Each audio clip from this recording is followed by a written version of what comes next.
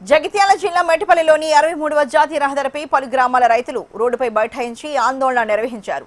అకాల వర్షాలతో చేతికి వచ్చిన పంటలు తడిచి నష్టపోతున్నామని రైతులు ఆవేదన వ్యక్తం చేస్తున్నారు. ఇబ్రహీంపట్నంలో ఇప్పటి వరకు ఒక్క కొనుగోలు కేంద్రాన్ని కూడా ఏర్పాటు చేయకపోవడం సరికాదని రైతులు వాపోయారు.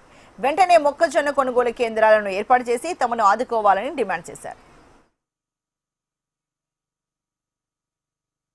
మా కొరుట్ల నియోజకవర్గంలో మొక్కలు కొనుగోలు కేంద్రాలు ఇంతవరకు ప్రారంభం కాలేదు.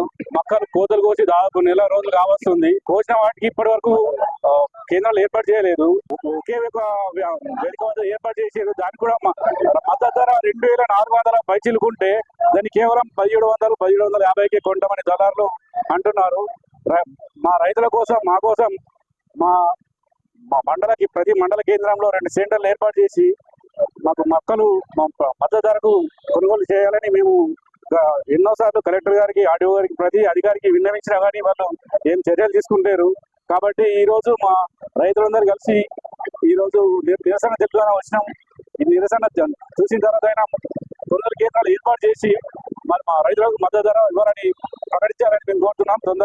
సాధ్యమైన తొందరగా రేపే మళ్ళీ ఒక వారం రోజులలో వారికి కొనుగోలు స్టార్ట్ అవుతుంది. కాబట్టి ఈలోపే ప్రారంభించాలని మేము విజ్ఞప్తి చేస్తున్నాం మా రైతులందరి తరఫున.